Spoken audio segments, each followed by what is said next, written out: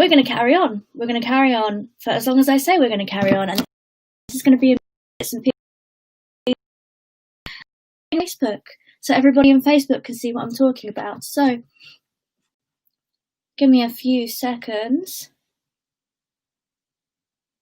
Yeah, here we go. So we are back on Facebook. Hello, everybody. Apologies for the technical difficulties. For some reason, somebody keeps cutting me off the stream, and I can't imagine who. Today we are celebrating the voices of people of colour. We are lifting them up. As a white person, it is my job to be an ally, and it is my job to amplify and not lead this movement. So this is what we are doing. Sorry to Facebook earlier on.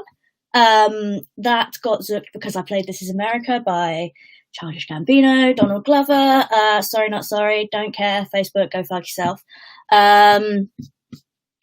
Instagram is just a nightmare to stream to anyway, so that's probably not working because that key expires. But hopefully now you can all see me on Facebook, which is great. Actually a benefit. So it's nice to have been disconnected. Welcome back. Okay. Yes. How am I? Yeah, I bleached my hair out. I was like trying to do this Harley Quinn thing. But yeah, I've got some extensions coming. I also cut my fringe too short and I look a little bit like a boiled egg. And you can see my old lady fringe. But you know what? That's not important. Do you know what is important? Amplifying the voices of people of colour. And now I'm going to show you why it's important and why people are so fucking angry, because this has been going on for years. This is a clip from the 70s. This is a clip from the 70s. And this is a lady called Angela Davis. And I don't know if you guys know anything about Angela Davis. Basically, she bought some firearms and then other people took the firearms, shot people with them, so they arrested her. She was eventually acquitted, but this is 10 minutes long. I know you guys like the narrative stuff a little bit more. So what I'm going to do is just play it. And I think she says some really interesting things, and she says it way better than I ever could. Ever. So we are going to full screen her. And yeah, this is the jiggery pokery one. Oh, Angela, come on. Just giving her a little reload. Oh, okay, hang on. Just gonna get past the adverts. But yeah, again, it is not my job to say these things. It is not my job to lead this. It is my job to amplify these voices. And, you know, this is a clip from the 70s to see how relevant it is to exactly what's going on right now. All right? Here it comes. Get rid of that.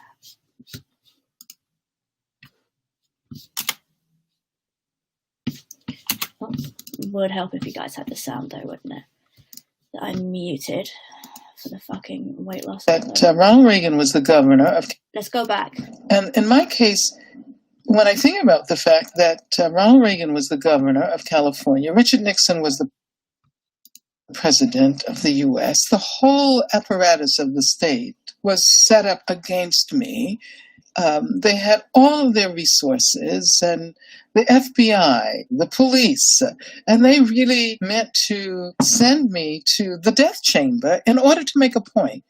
It really didn't matter who I was, or it was that I was a very convenient figure to make a point that they would suppress any efforts at revolution and liberation. Mycket få har träffat henne. Hon sitter i denna byggnad, en domstolslokal strax utanför San Francisco, i källarvåningen i ett liten cell där. Detta är första gången en tv-kamera bärs in till henne. Själv verkar hon tyst och blek när hon kommer in. A year ago, the Black Panthers were much more active. You heard much more about that type of struggle. Is the time of the Black Panthers past? The Black Panthers still exist, and the Black Panthers are still extremely active in the Oakland community and in communities all over the country. I'm not sure whether you are aware of what is now happening in the Black Panther Party and the kinds of things that members of that party are doing now. No, tell me. First of all, if you're going to talk about a revolutionary situation, you have to have people who are physically able to wage revolution, who are physically able to organize and physically able to do all that is done. Yeah, but the question is more, how do you get there? You get there by confrontation, violence? Oh, is that the question you were asking? Yeah. See, that's another thing. When you talk about a revolution, most people think violence, without realizing that the real content of any kind of revolutionary thrust lies in the principles and the goals that you're striving for, not in the way you reach them. On the other hand, because of the way this society is organized, because of the violence that exists on the surface everywhere, you have to expect that there are going to be such explosions. You have to expect things like that as reactions. If you are a black person and live in the black community all your life and walk out on the street every day seeing white policemen surrounding you, when I was living in Los Angeles, for instance, long before the situation in LA ever occurred, I was constantly stopped. No, the police didn't know who I was, but I was a black woman and I had a natural, and they, I suppose, thought that I might be a, quote, militant. And when you live under a situation like that constantly, and then you ask me, whether I approve of violence. I mean, that just doesn't make any sense at all. Whether I approve of guns. I grew up in Birmingham, Alabama. Some very, very good friends of mine were killed by bombs that were planted by racists. I remember from the time I was very small, I remember the sounds of bombs exploding across the street, our house shaking. I remember my father having to have guns at his disposal at all times because of the fact that at any moment someone we might expect to be attacked. The man who was at that time in complete control of the city government, his name was Bull Connor, would often get on the radio and make statements like, niggers that moved into a white neighborhood, we better expect some bloodshed tonight. And sure enough, there would be bloodshed. After the 4 young girls who lived, one of them lived next door to me. I was very good friends with the sister of another one. My sister was very good friends with all 3 of them. My mother taught one of them in her class. My mother, in fact, when the bombing occurred, one of the mothers of one of the young girls called my mother and said, can you take me down to the church to pick up Carol? We heard about the bombing and I don't have my car. And they went down and they found limbs and heads strewn all over the place. And then after that, in my neighborhood, all of the men organized themselves into an armed patrol. They had to take their guns and patrol our community every night because they did not want that to happen again. I mean, that's why when someone asks me about violence, I just find it incredible. Because what it means is that the person who's asking that question has absolutely no idea what black people have gone through, what black people have experienced in this country since the time the first black person was kidnapped from the shores of Africa.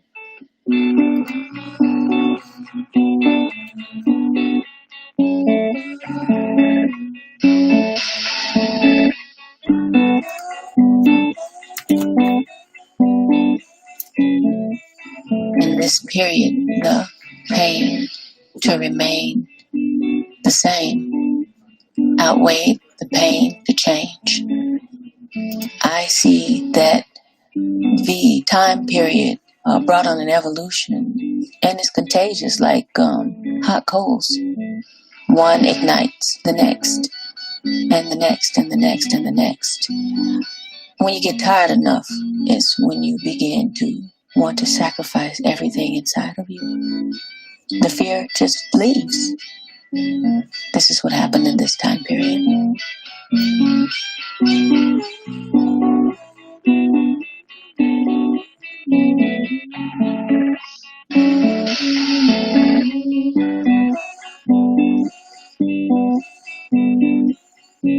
One of the first books that I read when I went away was a book by Angela Davis called Are Prisons Obsolete? So it allowed me to examine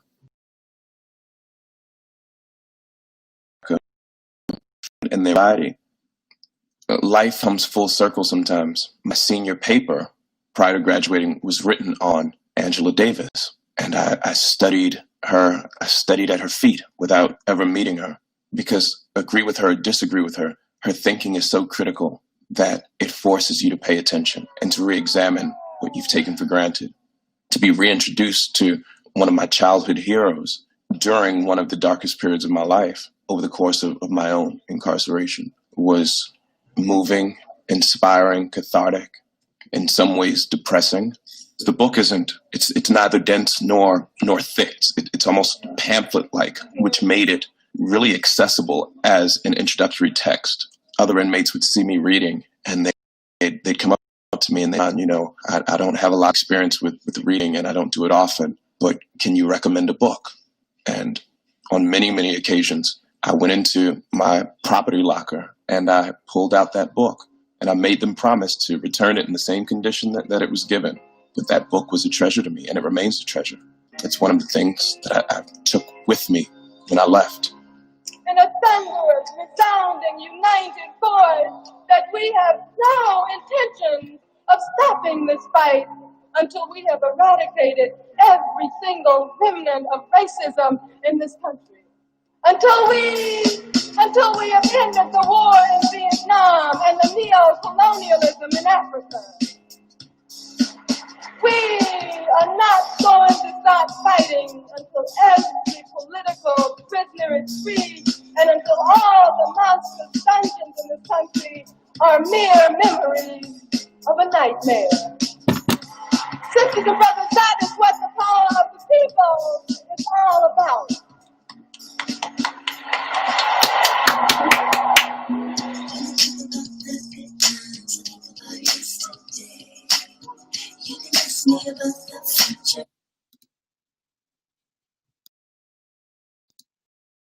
In 1973.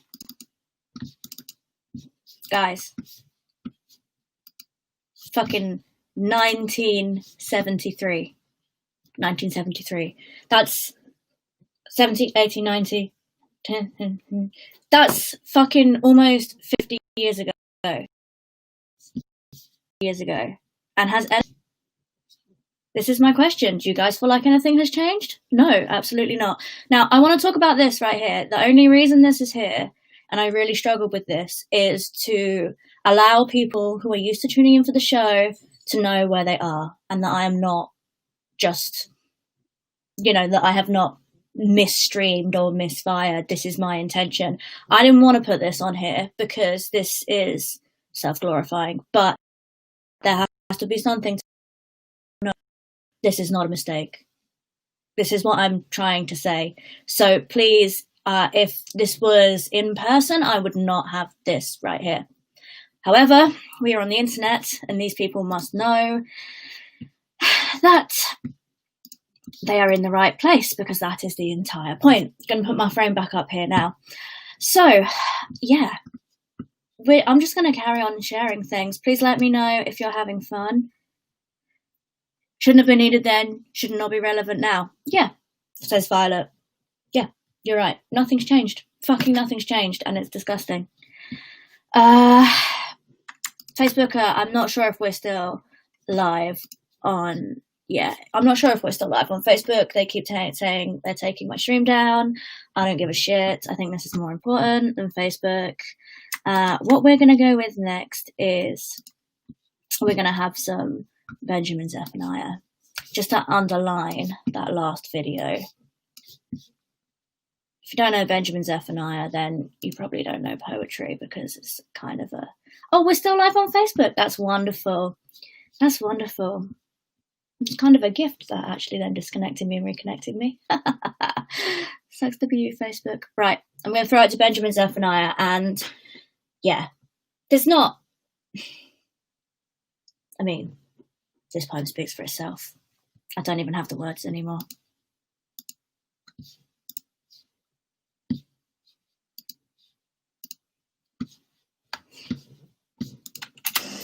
No problem. I am not the problem, but I bear the brunt of silly playground taunts and racist stunts. I am not the problem. I am a born academic but they got me on the run. Now I'm branded athletic. I am not the problem. If you give me a chance, I'll teach you of Timbuktu. I can do more than dance. I am not the problem. I greet you with a smile. You put me in a pigeonhole, but I am versatile. Well, these conditions may affect me as I get older, and I am positively sure I have no chips upon my shoulders. Black is not the problem. Mother country, get it right. And just for the record, some of my best friends are white. What a fucking legend. That last line is really, really, really affecting. Like, really effective. And just to underline that, if anyone ever says to you, some of my best friends are black, fucking shoot them. No, I mean, don't shoot them. I'm joking. I'm not advocating you shooting anybody, because that would be as bad as the police. But, you know, take a chance to educate them, speak to them, tell them, you know, show them this stream, show them these videos, make them understand that their place of privilege and the fact that they were born into this body is a fucking privilege, you know? Because there are people out there that have it a lot worse, and this is why I'm doing this stream today in this way. I'm just going to keep rolling on. I'm going to keep sharing these things. I hope that you guys are enjoying it. Let me know if you've got any suggestions that you want me to stream. If you've got any things that you really, really love. I am actually going to play a little video that went on of Trevor Noah. Now, it is 18 minutes long, but it is worth listening to. I'm sure a lot of you may have already seen this. However, I think it articulates what's going on and what's happening very, very well, and it's very similar to the Angela Davis video. So before I do that, that will push us to... Oh, no, we're not on a time limit anymore, are we? Brilliant. I'm going to stay around. Stick around. I'm going to play this video. I've got one more thing after that. And then if we get any requests, I will play those. And then I'm going to sign off. Please, please, please do share this with your friends. Please continue to amplify it. Here is Trevor Noah. Let me hide this frame.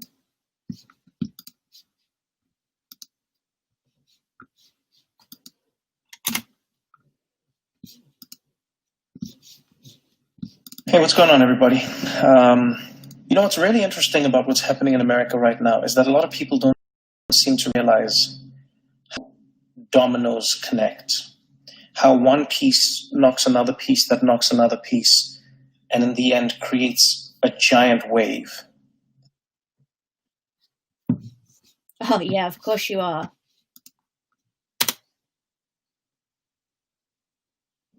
We're going to start that again.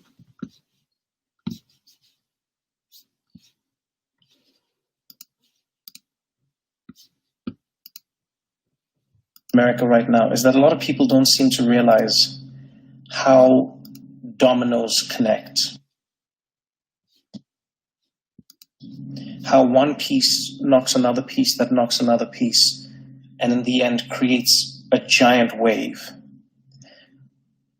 Each story seems completely unrelated, and yet at the same time, I feel like everything that happens in the world connects to something else in some way, shape, or form.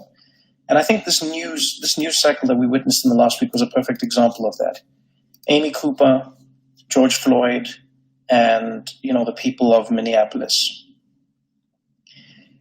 Amy Cooper was, for many people, I think, the catalyst. And by the way, I should mention that all of this is like against the backdrop of coronavirus, you know?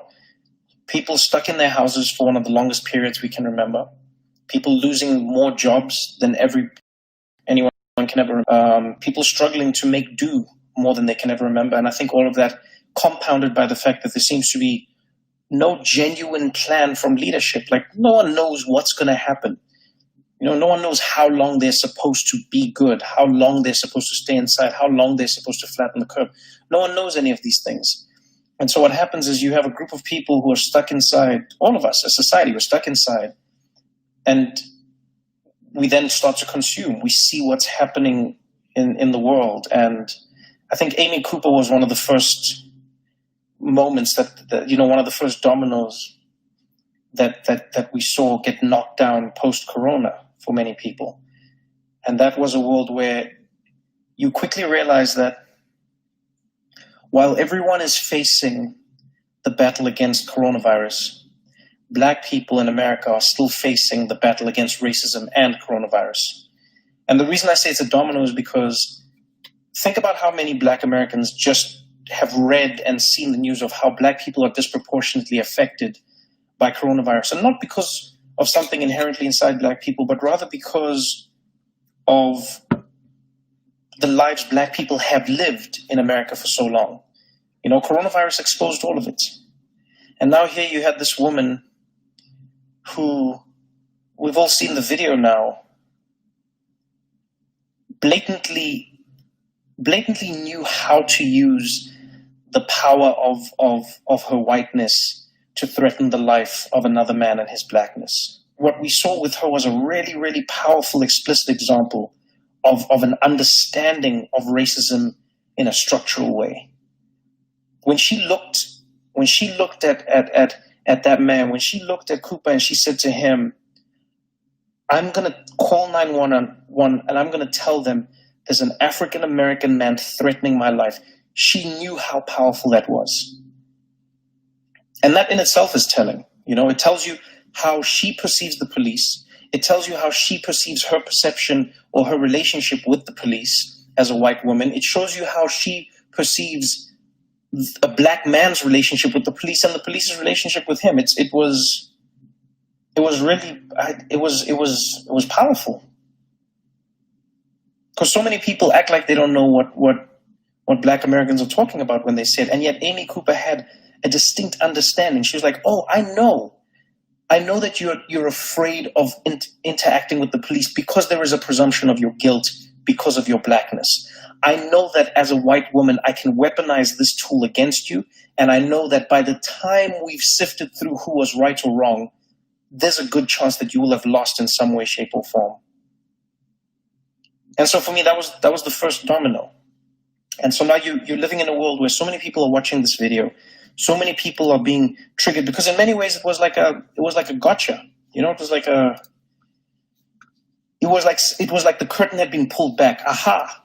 So you do this because it's always been spoken about, but this was it was powerful to see it being used. And I think a lot of people were triggered by that. A lot of people were like, damn, we knew it was real, but this is like real, you know? I think a lot of people were also angry that some of the outrage that came to her was because of her dog. And I mean, I get it, you know, but it was, a lot of people felt like it would have been great if the dog shelters had the same, I guess, power or if police departments were run by the people who run dog shelters, because they seem to act like this. They didn't waste time. They were like, nope, we'd like our dog back, lady. Which I'm going to be honest, I think was a hell of a punishment. Her job is one thing. Taking a white lady's dog, that was a nice dog. And so that was the first domino, you know? It was the first domino where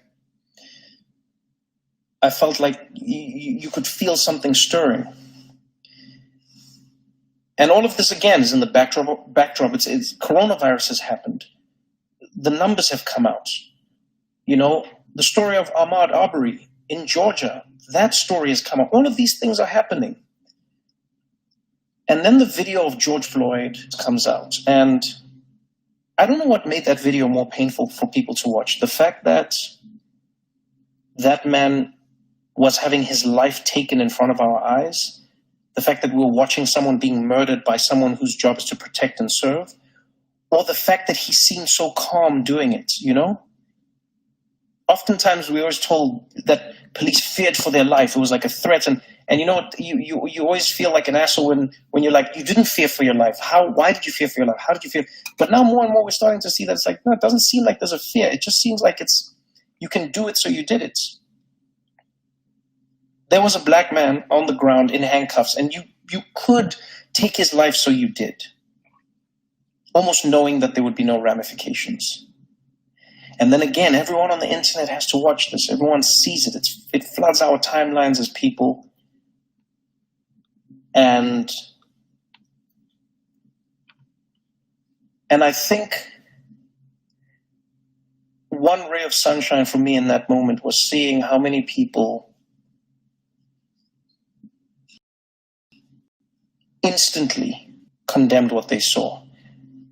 You know, and maybe it's because I'm an optimistic person, but I don't think I've ever seen anything like that, especially not in America. I haven't seen a police video come out and just see across the board. I mean, even Fox News commentators and police chiefs from around the country immediately condemning what they saw. No questions, not what was he doing, not just going, no, this, what happened here was wrong. It was wrong. This person got murdered on camera. And then the police were fired. Great. But I think what people take for granted is how much for so many people that feels like nothing, you know? How many of us as human beings can take the life of another human being and then have firing be the worst thing that happens to us? And yes, we don't know where the case will go, don't get me wrong, but it feels like there is no moment of justice. There is no, you know, if you're watching a movie, you'd at least want the cops, you'd want to see the perpetrators in handcuffs. You'd want to see the perpetrators facing some sort of justice. Yes, they might come out on bail, etc. But I think there's a lot of catharsis that comes with seeing that justice being doled out. When the riots happened, that for me was an interesting culmination of everything. I saw so many people online saying, these riots are disgusting. This is not how a society should be run. You do not loot and you do not burn and you do not, this is not how our society is built. And that actually triggered something in me where I was like, man, okay, society. But what is society? And fundamentally, when you boil it down, society is a contract. It's a contract that we sign as human beings amongst each other. We sign a contract with each other as people, whether it's spoken or unspoken, and we say, amongst this group of us, we agree in common rules, common ideals, and common practices that are going to define us as a group. That's what I think a society is. It's a contract. And as with most contracts, the contract is only as strong as the people who are abiding by it. But if you think of being a black person in America who is living in Minneapolis or Minnesota or any place where you're not having a good time, ask yourself this question when you watch those people. What vested interest do they have in maintaining the contract? Why don't we all loot? Why doesn't everybody take? Because we've agreed on things. There are so many people who are starving out there. There's so many people who don't have. There are people who are destitute. There are people who, when the virus hit and they don't have a second paycheck, already broke, which is insane, but that's the reality. But still, think about how many people who don't have, the have-nots, say, you know what, I'm still going to play by the rules even though I have nothing because I still wish for this society to work and exist. And then some members of that society, namely Black American people, watch time and time again how the contract that they have signed with society is not being honored by the society that has forced them to sign it with them. When you watch Ahmaud Arbery being shot and you hear that those men have been released, and were it not for the video and the outrage, those people would be living their lives. What part of the contract is that in society? When you see George Floyd on the ground and you see a man losing his life in a way that no person should ever have to lose their life, at the hands of someone who's supposed to enforce the law, what part of the contract is that? And a lot of people say, well, what good does this do? Yeah, but what good doesn't it do? That's the question people don't ask the other way around. What good does it do to loot Target? How does it help you to loot Target? Yeah, but how does it help you to not loot Target? Answer that question. Because the only reason you didn't loot Target before was because you were upholding society's contract. There is no contract if law and people in power don't uphold their end of it. And that's the thing I think people don't understand sometimes, is that we need people at the top to be the most accountable because they are the ones who are basically setting the tone, and the tenor for everything that we do in society. It's the same way we tell parents to set an example for their kids, the same way we tell captains or coaches to set an example for their players, the same way you tell teachers to set an example for their students. The reason we do that is because we understand in society that if you lead by example, there is a good chance that people will follow that example that you have set. And so if the example law enforcement is setting is that they do not adhere to the laws, then why should the citizens of that society adhere to the laws when in fact the law enforcers themselves don't?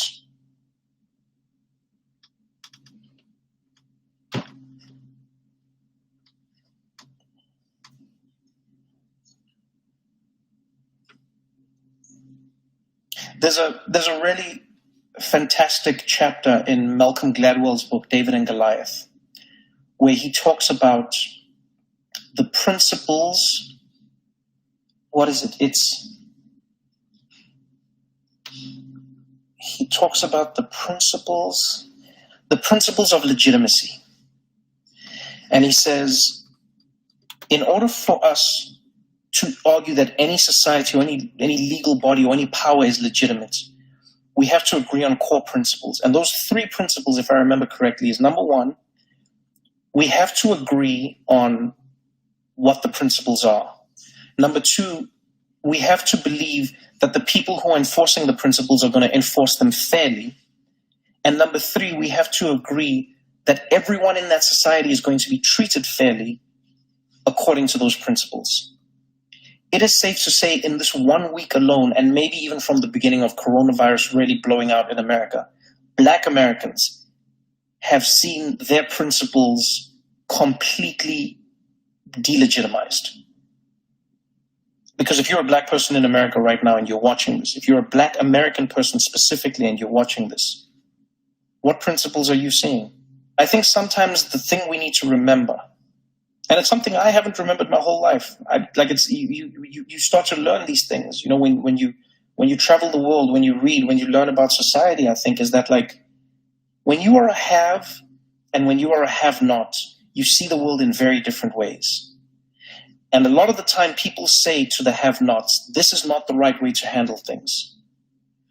When Colin Kaepernick kneels, they say this is not the right way to protest. When Martin Luther King had children as part of his protest in Birmingham, Alabama, people said having children as your protest is not the right way to do things. When he marched in Selma, people said this is not the right way to do things. When people marched through the streets in South Africa during apartheid, they said this is not the right way to do things. When people burn things, they say it's never the right way, because there is never a right way to protest. And I've said this before, there is no right way to protest because that's what protest is. It cannot be right because you are protesting against a thing that is stopping you. And so I think what a lot of people don't realize is the same way you might have experienced even more anger and more just visceral disdain watching those people loot that target. Think to yourselves, or maybe it would help you if you think about that unease that you felt watching that target being looted. Try to imagine how it must feel for Black Americans when they watch themselves being looted every single day. Because that's fundamentally what's happening in America. Police in America are looting Black bodies. And I know someone might think that's an extreme phrase, but it's not, because here's the thing I think a lot of people don't realize. George Floyd died. That is part of the reason the story became so big, is because he died. But how many George Floyds are there that don't die? How many men are having knees put on their necks? How many Sandra Blands are out there being tossed around? It doesn't make the news because it's not grim enough. It doesn't even get us enough anymore. It's only the deaths, the gruesome deaths that stick out. But imagine to yourself, if you grew up in a community where every day someone had their knee on your neck, where every day somebody was out there oppressing you every single day. You tell me what that does to you as a society, as a community, as a group of people. And when you know that this is happening because of the color of your skin, not because the people are saying it's happening because of the color of your skin, but rather because it's only happening to you and you're the only people who have that skin color.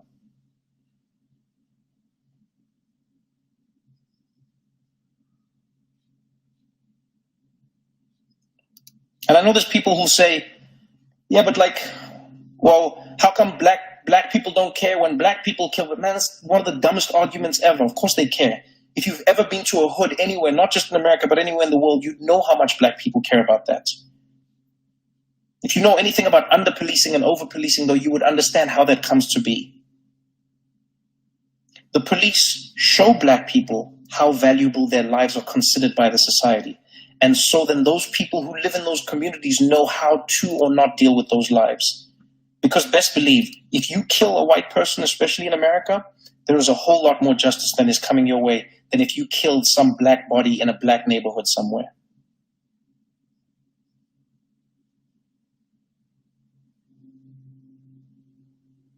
And so to anyone who watched that video, don't ask yourself if it's right or wrong to loot, or don't ask yourself what does looting help. No. Ask yourself that question. Ask yourself why it got you that much more watching these people loot, because they were destroying the contract that you thought they had signed with your society. And now think to yourself, imagine if you were them watching that contract being ripped up every single day.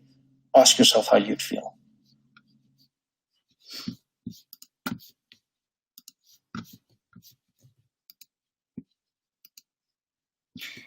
Very poignant, I think. Very, very poignant. And I just want to say here, I've got one more thing for you, and then I'm going to roll the credits. Thank you for joining me. Sorry about the chat. I have it auto set to comment that. Absolutely do not give me any money. Do not explore. That is not what I want from the stream at all. 100%. I have deleted the bot 5 times already. It won't stop posting it, but that is not what I want from this. That is not what I'm trying to do. It is not about my self-promotion. 100% not. It's not. It's about you understanding what is going on and understanding what is happening and understanding why tensions are boiling over, and hopefully feeling as though you can use your own platform to amplify like this. Last but not least, going to tell you what you can do. If you go here, there is a list, a comprehensive list of how you can help, including donating, petitions, all the things like that. Everything else you can do, letters you can write. Here, you can donate Minnesota Freedom Fund. That will help get people get bail. And I'm going to play you one more thing. I performed this one myself, but you can never hear it too many times, because fuck racism, Black Lives Matter, fuck Donald Trump, especially, you know? And the only way these things are going to change is if we stand up as a whole. If we stand up as a whole, this will change. If you keep silent right now, it's not going to change. So get out there. You know, I will be. Do what you can. Sign things. Send letters, donate. Money is useful. Show up. And let's be the best fucking allies we can as white people. Thank you so much for joining me. Thank you so much for joining me. And basically, thank you for coming with me on this journey through some things that I think are important. Yes, Violet has wonderfully popped the donation link in the comments. That should go to all platforms. And yeah, think about how you can help at this time, because if we don't help, then this is going to carry on. And it hasn't changed in 50 years, and it needs to stop. It needs to stop. I love you all. Black Lives Matter. Black Lives Matter.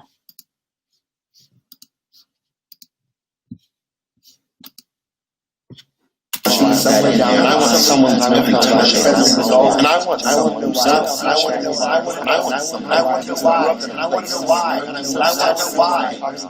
I want a dyke for president. I want a person with AIDS for president. And I want a fag for a vice president. And I want someone with no health insurance. And I want someone who grew up in a place where the earth is so saturated with toxic waste that they didn't have a choice about getting leukemia. I want a president that had an abortion at 16. And I want a candidate who isn't the lesser of two evils. And I want a president who lost their last lever to AIDS, who still sees that in their eyes every time they lay down to rest, who held their lever in their arms and knew they were dying. I want a president who stood in line at the clinic, at the DMV, at the welfare office, who's been unemployed and played off, and sexually harassed, and gay bashed, and deported. I want someone who has spent the night in the tombs, and had a cross burned on their lawn, and survived rape. I want someone who has been in love and been hurt, who respects sex, who has made mistakes and learned from them. I want a black woman for president. I want someone with bad teeth, someone who's eaten hospital food, someone who cross-dresses and has done drugs and been in therapy. I want someone who's committed civil disobedience. And I want to know why we started learning somewhere down the line that a president is always a clown. Always a John, never a hooker. Always a boss, and never caught.